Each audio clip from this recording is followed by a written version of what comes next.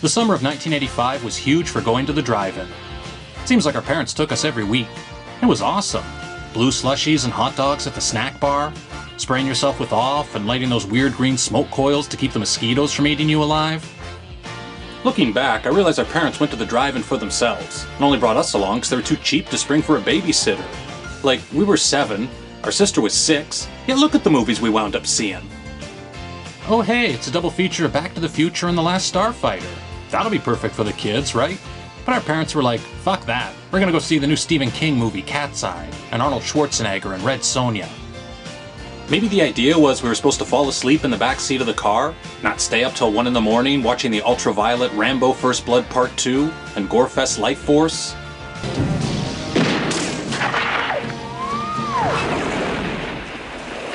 Oh look, E.T. the Extraterrestrial has been re-released. They're even showing it first in consideration of the kiddies. Nope, our parents said, we're seeing this horror double feature of The Bride and Fright Night. While it may seem like poor parenting now, I really have to appreciate our parents' utter indifference as to whether or not the movies they took us to were appropriate for 6 and 7-year-olds, because seeing Fright Night at the drive-in remains one of my favorite movie-going memories. I've been putting off reviewing Fright Night for quite some time, because I don't really have anything smartass or funny to say about it. It's pretty much perfect. After Back to the Future, this might be the best film of 1985. Fright Night is a movie where everything comes together perfectly. The actors, the cinematography, the meta-ness of mixing old Hammer vampire movies into the modern-day real world. All these elements create a movie that feels wholly unique. There's a lot of humor in the movie, but none of it compromises the horror. If anything, it heightens the drama, because it makes the audience care for the characters even more. When the movie begins, Herman's head is dating Marcy Darcy, when he notices a couple weirdos moving in next door. Pretty soon, the young women he sees going into that house are turning up dead. He's got a serial killer living next door. The genius of Fright Night is its fusing of Hitchcock's Rear Window with vampires. Charlie sits up all night, fortified by snacks and a comfy blanket, spying on the house next door. The neighbor starts seducing a young girl while Charlie watches eagerly through his binoculars. The sight of naked breasts makes him lose his mind, and he forgets what he's supposed to be doing. The whole reason he's watching the house is because he suspects there's vicious murders going on in there. Shouldn't he be getting ready to phone the police or break into the house the moment Jerry attacks the girl? Not sit there ogling her rack like a horny kid in Porky's? Maybe the reason he's got sex on the brain is because he was too preoccupied to bang his girlfriend. Charlie, I'm ready. Amy, you're not gonna believe this. Man, if he had just gone for it then, he wouldn't be so pent up right now, and maybe would be a little more proactive instead of just leering. This here is my favorite moment in the film, when the vampire catches Charlie watching him. I can still remember sitting in the back of my parents' car at the drive-in and being freaked the fuck out as Jerry locks eyes with Charlie. It was like he was looking off the movie screen, directly at me. Oh man, this is heavy. The kid is totally freaking out. Not only does he know there's a vampire next door, but the vampire knows that he knows. He tries telling his friends and telling the cops, but instead of playing it smart and saying, "Hey, I saw him attack this girl through the bedroom window, maybe you should look for bloodstains," he goes right to, He's a vampire. A what? A what? Sure, and I'm Dirty Harry. Now let me tell you something, kid. If I ever catch your ass down at the station house again, I'm throwing it in jail forever! What an asshole. Learn to read the room, buddy. The vampire confronts Charlie. He offers a truce, which he may or may not have honored. Forget about me, Charlie. Forget about me, and I'll forget about you. What do you say, Charlie? After Charlie rams a pencil through his hand, any chance at reconciliation is off the table. You started this, Charlie, and I'm gonna finish it. To be fair, Jerry the Vampire is really the one who started it. I mean, he's the careless guy who left that window wide open while killing that girl. I always thought it was funny that Jerry says he destroyed Charlie's car, but we never see that happen. You can hear the car being destroyed off screen, but the movie doesn't show us the wreckage. Well, what is it? Nothing, just raccoons in the garbage can. Why don't you get back to sleep? I just destroyed your car, Charlie. That couldn't possibly be a budget thing, right? Like, either they had the money to pay for craft services that day, or pay for a car they could smash, and after putting it to a vote, the crew decided they would rather eat. Charlie? At this point, one of them is going to have to die. Charlie hopes it won't be him. He goes to see his classmate Ed, who's supposed to be some kind of vampire expert. The vampire knows I know about him. I've always wondered what exactly is the history between Charlie and Ed. I'm guessing they knew each other since they were real young, like 7 or 8. As they grew up, Charlie became a well-rounded young man, with a car and a nice girl, while Ed had a harder life. I don't know what happened to him, an alcoholic mother, an abusive stepfather.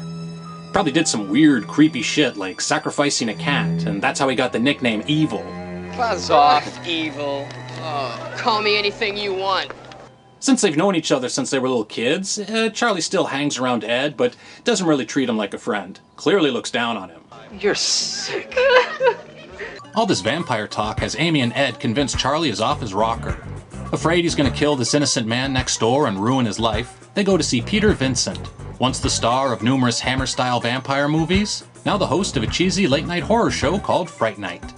Think of him as Elvira without the cleavage. Amy and Ed hire Vincent to perform a vampire test on Jerry, declare him human, and hope Charlie is dumb enough to fall for it. Only Peter whips out his little mirror and discovers, damn, he's a vampire after all. Now Jerry begins hunting them down one by one. The scene where he turns Ed is one of the best in the film, both creepy and heartbreaking. You don't have to be afraid of me. I know what it's like being different. Only they won't pick on you anymore or beat you up. Take my hand. Jerry had two sides to him, and so did Ed. And that's one of the reasons, again, we were talking about the reason why the movie has lasted is because there are these dualities in all the characters. They're not sort of straight line all the way through, that they have ambivalences. I always loved the scene with Evil Ed. I just thought that scene was just wonderful. Of course, it wouldn't be a vampire movie without some inconsistencies. Like, I can never figure out why the crosses work sometimes in Fright Night, and other times they don't. Peter uses the cross to burn Evil Ed. Okay, effective tool. But then when he tries pulling that shit on Jerry...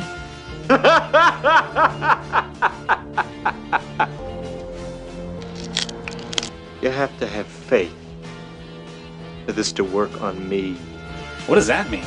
That the person holding the cross has to have faith in God? Or vampires? Either way, I guess Peter lost his faith somewhere between his apartment and Jerry's house. Oh look, Peter must have gotten his faith back, because he's able to use the cross to fend off sexy Amy. Now he'll be able to get Jerry. You have to have faith! What the fuck? The cross works, it doesn't, it works, it doesn't? Well, Jerry did say you have to have faith for that to work on me. Like maybe meaning over the years he's built up a tolerance that new vampires like Ed and Amy don't have? That sounds pretty cockamamie.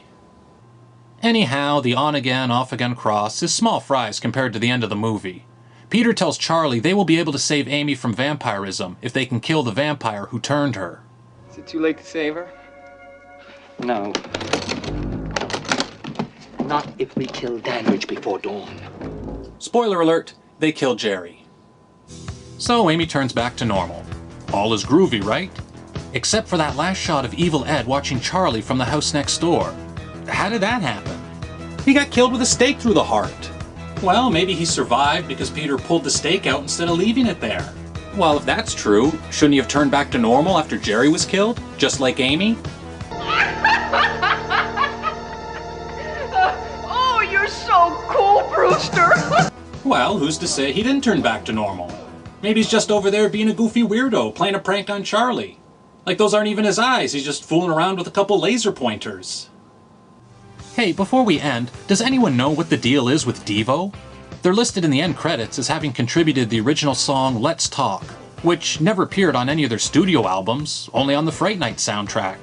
Every time I watch the movie, I'm paying attention to the audio, trying to figure out just what scene it's used in. It's probably only on in the background for a couple of seconds, but damned if I can find exactly where that is. Does anyone know? Anyone? Bueller, Bueller. How would you like to pick up $100? I'd love to pick up $100. Well, it's right in here, along with 5,000 mosquitoes. Shenanigans. It's been a lot of fun, shenanigans. But now we've got to run. It's funny how the minutes seem to fly.